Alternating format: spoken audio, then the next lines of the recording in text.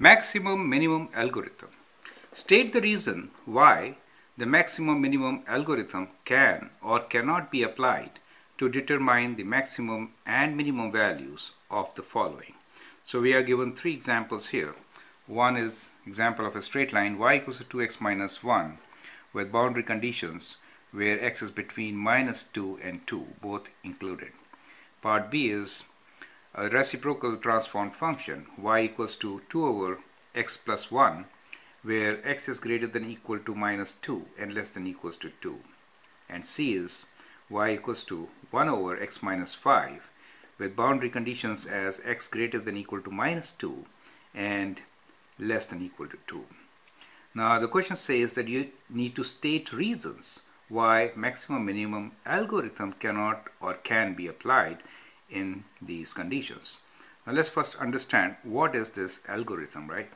So algorithm basically is that if we are given a closed interval like we are given in all these, let me say in general that we have a closed interval for the function that its domain is within a and b, and then it says that if it is continuous between this domain, so first thing is that the function has to be continuous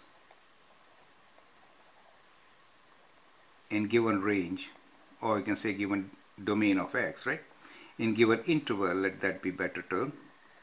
So the first condition is it should be continuous in the given domain.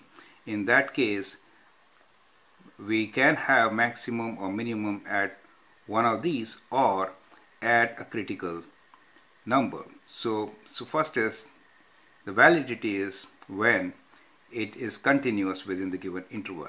Now if it is continuous, then we can always find the value of maximum and minimum using this algorithm. It will be at either of the 3 points.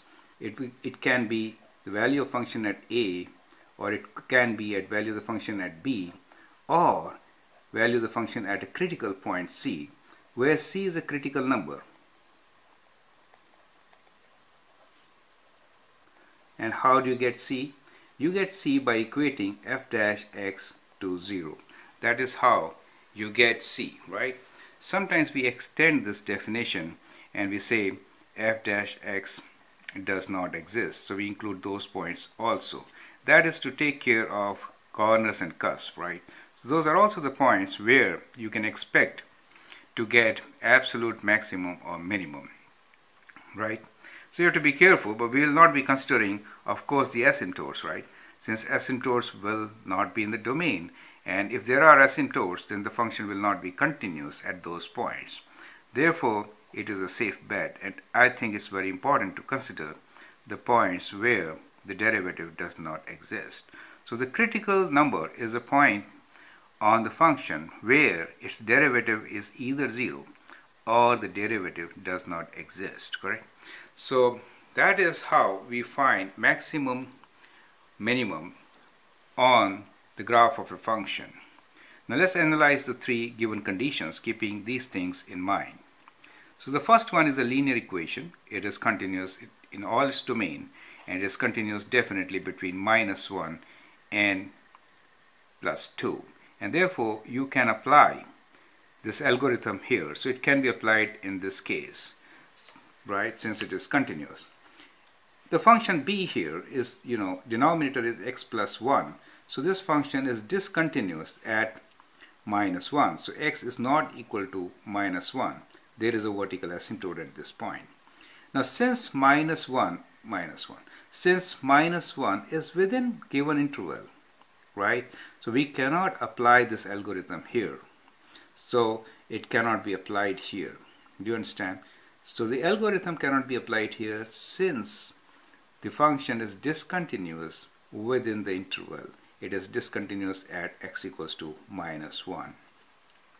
In the last example, this function is also discontinuous at some point, and that is when denominator is 0.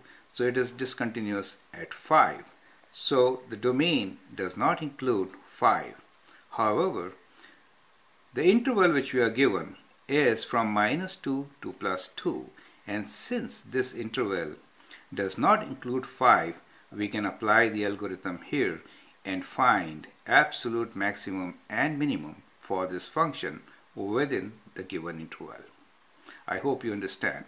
So as an extended exercise, you can go ahead with all the three examples and find maximum and minimum values, absolute maximum and minimum values for these functions if they exist. Okay, thank you and all the best.